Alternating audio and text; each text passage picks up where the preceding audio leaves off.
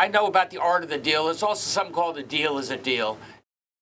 Well, today, work resumed on the offshore wind turbine project that's called Revolutionary Wind. And this is after a stop work order last month from the Trump administration left thousands of people out of work and billions of dollars on the line. Fox 61's Victoria Anderson breaks down what this new start means for the project. Contract is a contract. It's as simple as that. That was a message from Governor Ned Lamont after a judge in D.C. ruled that work can continue on the Revolution Wind project. Welcome to the city of New London, the proud port and the proud city of Revolution Wind.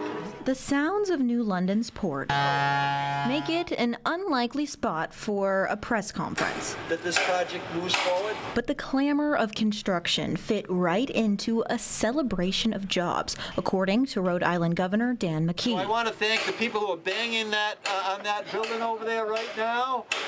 Those people who we're putting people to work at really good paying jobs. Yeah. Thousands of workers are now clocking back in after a federal judge overturned the Trump administration's August halt order on the offshore wind project. And Revolution Wind is back.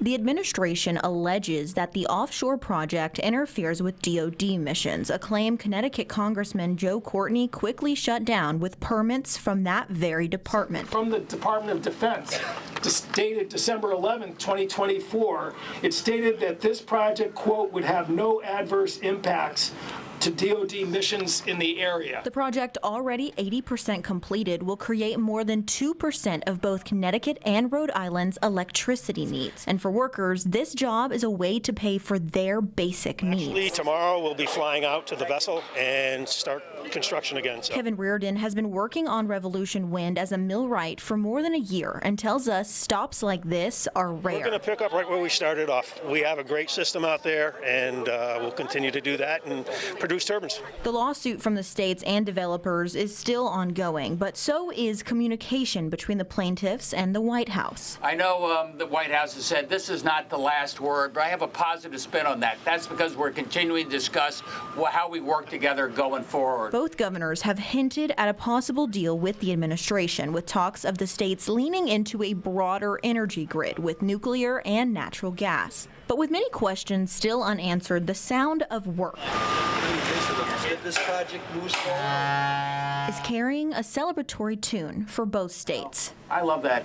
That to me, that's the sound of opportunity and progress. Officials tell us that the construction team does have its work cut out for them, but they're not expecting any delays to the original timeline of the plan. Reporting in New London, Victoria Anderson, Fox 61.